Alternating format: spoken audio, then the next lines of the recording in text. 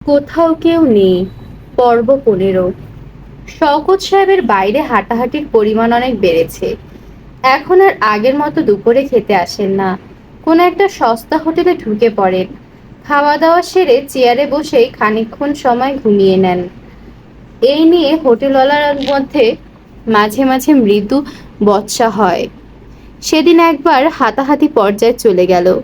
নীলক্ষেতের এক হোটেলওয়ালা বিরক্ত মুখে বলল, এই যে ঘুমান কেন? ভাত খাইছেন, এখন যান, অন্য কাস্টমাররা বসুক।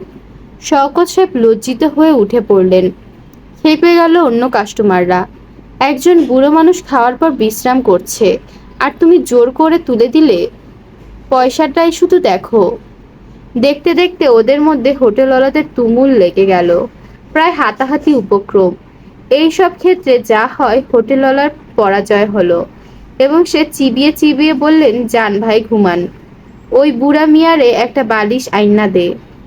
শওকত সাহেব দ্বিতীয় দফায় ঘুমাতে গেলেন না, বিল মিটিয়ে চলে এলেন। লোকজন ইদানিং তাকে বুড়া মিয়া রাখছে। হঠাৎ করে বুড়ো হয়ে গেছেন নাকি?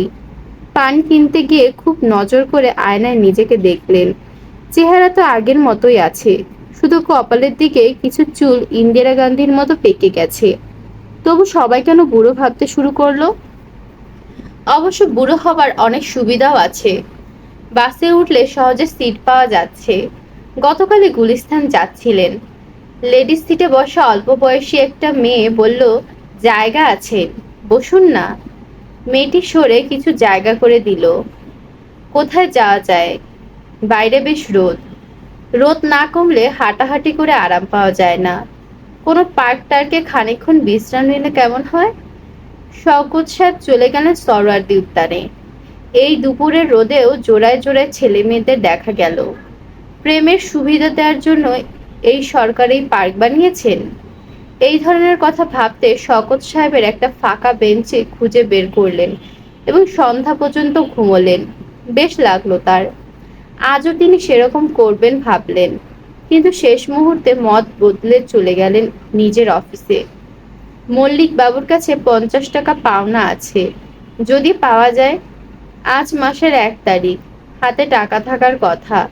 তার নিজের হাত দ্রুত খালি হয়ে আসছে।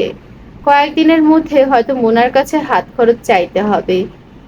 আরে আরে, শওকত সাহেব যে কোথায় ডুব দিয়েছিলেন? শওকত সাহেব হকচকিয়ে গেলেন। অফিসে কোথাও যেন সূক্ষ্ম একটা পরিবর্তন হয়েছে। সবাই আগ্রহ নিয়ে তাকাচ্ছে তার দিকে। তার পোস্টে যে নতুন ছেলেটি অ্যাপয়েন্টমেন্ট হয়েছে, সে উঠে দাঁড়িয়ে আসসালামু আলাইকুম দিল। জসিম সাহেব হাসি মুখে বললেন, এসেছেন, ভালো হয়েছে। অনেক কথা আছে। শরীর কেমন আপনার বলেন? শরীর ভালোই। ভালো কোথায়? আপনি তো ভাই বুড়ো হয়ে গেছেন। এই কি অবস্থা! সংসারে কোনো ঝামেলা হয়ে গেল? আমার স্ত্রী মারা গেছেন। তাই নাকি? আহা, বলেন কি!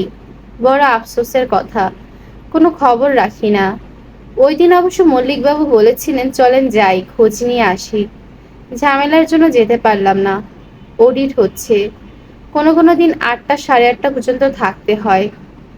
চলেন ক্যান্টিনে যাই, চাটা কিছু খাই। চা খাবো না, এইমাত্র ভাত খেয়ে এসেছি। চা না খাবেন, অন্য কিছু খাবেন, পেপসি খান, ফান্টা খাবেন? আপনার সাথে কথা আছে। অফিসের ক্যান্টিনে অনেক পরিবর্তন হয়েছে। পরিষ্কার পরিচ্ছন্ন। কাঠের চেয়ার সরিয়ে প্লাস্টিকের চেয়ার দেয়া হয়েছে। টেবিলের উপর পরিষ্কার টেবিল ক্লথ। জসিম সাহেব বললেন, ক্যান্টিনের ভোল পাল্টে গেছে, বুঝলেন তো? জি। ক্যান্টিন তো ইউনিয়নের হাতে। ইউনিয়ন ক্যান্টিন চালাচ্ছে। এখন ইউনিয়ন খুব স্ট্রং। এই জন্য আপনাকে খুঁজছিলাম। কেন আমাকে কেন? শওকত সাহেব বড়ই অবাক হলেন। ইউনিয়ন তাকে কেন খুঁজছে সেটা জেনে তার বিস্ময়ের পরিমাণ আরো বাড়ল। আপনাদের মামলাটার ব্যাপারে খোঁজ হচ্ছে। আমরা সিরিয়াস চাপ দিয়েছি। আমরা বলেছি, আসল যে আসামি দিব্যি চাকরি করছে, বেতন নিচ্ছে, তার বিরুদ্ধে কেস তোমরা তুলে নিয়েছো। আর যে নিরপরাধ তাকে জেলে পাঠাবার ব্যবস্থা করছো। আমরা এটা হতে দেব না। আমি নিরাপদ না। আপনি তো এটা বললে হবে না। আমরা ব্যাপারটা জানি। আপনাকে সিগনেচার করতে বলা হয়েছে। আপনি দুর্বল মানুষ, ভয়ের চোটে সিগনেচার করেছেন। আপনার মুখ বন্ধ রাখার জন্য কিছু টাকা আপনাকে ধরিয়ে দেওয়া হয়েছে, ব্যাস। শওকত সাহেব কপালের ঘাম মুছলেন। ইউনিয়নের চাপে ওদের অবস্থা এখন কাহিল, সাপে ব্যাঙ খাওয়ার মতো অবস্থা। ফেলতেও পারছে না, গিলতেও পারছে না। বারবার যে আপনার মামলার তারিখ পড়ছে, কি জন্য পড়ছে? এই জন্যই পড়ছে। ওরা সময় নিচ্ছে। আপনি এসেছেন যখন, এক কাজ করুন, বড় সাহেবের সঙ্গে দেখা করুন। দেখা করব? হ্যাঁ, জাস্ট দেখা করবেন, অন্য কিছু বলার দরকার নেই। বড় সাহেব কিছু বললে শুনবেন। সাহস হয় না। সাহসের এখানে কি আছে, জান না? ব্যাটার রিয়াকশনটা দেখে আসুন। বড় সাহেব তাকে প্রথম দেখে চিনতে পারলেন না। শওকত সাহেব কাপা গলায় বললেন, স্যার, আমি শওকত, ক্যাশ সেকশনের। ও আচ্ছা আচ্ছা, এই কি অবস্থা হয়েছে আপনার? অনেক রকম বিপদ আপদ যাচ্ছে স্যার, জানেনই তো। তারপর তার উপর স্ত্রী মারা গেলেন। তাই নাকি? কবে? গত মাসের 24 তারিখ। I am sorry, I am very sorry. বসুন বসুন, চা খান। জি না স্যার, চা খাবো না। খাবেন না কেন? খান। 3:30 বাজে, এখন অলমোস্ট টি টাইম। শওকত সাহেব সংকুচিত ভঙ্গিতে বসলেন। বড় সাহেব বললেন, আপনার নিজের শরীর কেমন? শরীর ভালোই।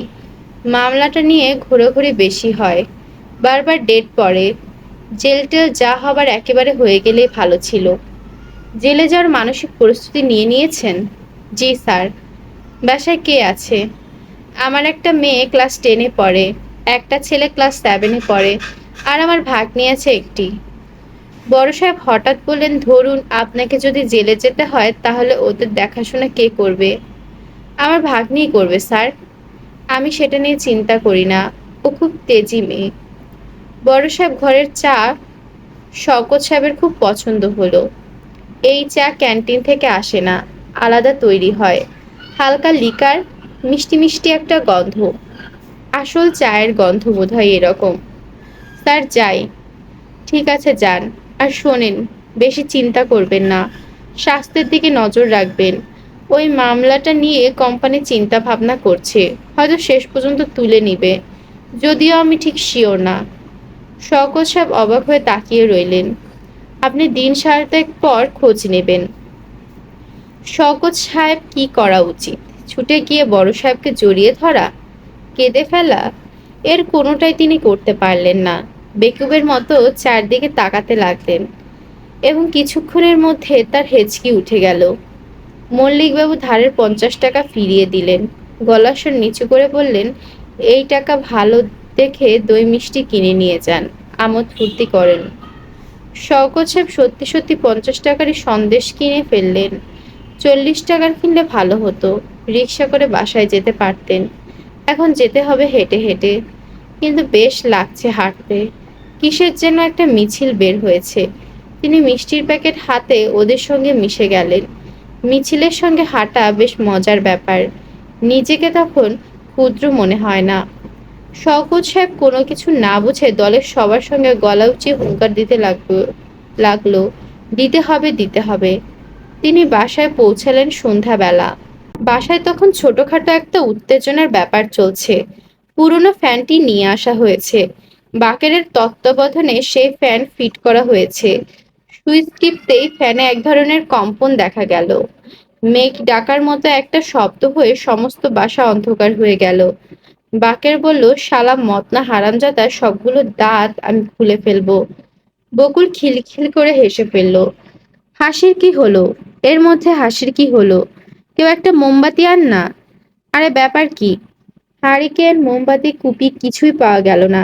এরকম একটা বিশৃঙ্খল অবস্থা। শওকত সাহেব মিষ্টির প্যাকেট নিয়ে উপস্থিত হলেন। তার খুব ইচ্ছা হচ্ছিল ওরা জিজ্ঞেস করবে মিষ্টি কি জন্য। কেউ কিছু জিজ্ঞেস করলো না। মুনা এক টুকরো সন্দেশ মুখে দিয়ে থু করে ফেলে দিল। বাসি সন্দেশ কোত্থেকে আনলে মামা? শওকত সাহেব রাত 8টায় সন্দেশের দোকানে রওনা হলেন ফিরিয়ে দিয়ে পয়সা নিয়ে আসতে। বয়স হয়েছে টের পাওয়া যাচ্ছে, হাঁটতে কষ্ট হচ্ছে। মোনার কাছ থেকে চেয়ে রিক্সা ভাড়াটা নিয়ে এলেই হতো। ঠান্ডাও লাগছে। এবার কি আগে ভাগে শীত পড়েছে নাকি? গরম চাদরটা সঙ্গে আনলেই হতো।